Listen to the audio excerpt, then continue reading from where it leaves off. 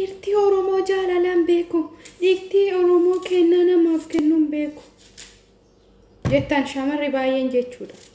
Garuu shamara Oromootitu kennaa kennamee fudhachuun beekne. Maaliif beektu? Dhiifama naa godhaan illee shamaraa jechuudha. Maaliif beektani?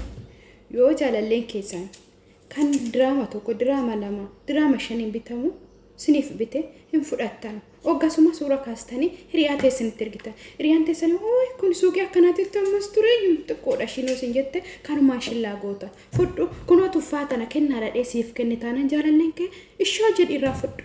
Maaliif waan jaalala waan ta'eef tuffaa tanarraa kaasee warqii mormaa gaafni si bitu ni dhufa yoo jaalalli jiraate jechuudha. Kanaafuu siintu kennaa fudhachuun beennee fudha waan siniif kenne jechuudha. Akka mana ofiitti malee akka ollaa ofiitti bulanii ani riyaa keessan yoo warqii bite keessan dirqama bituun qabu.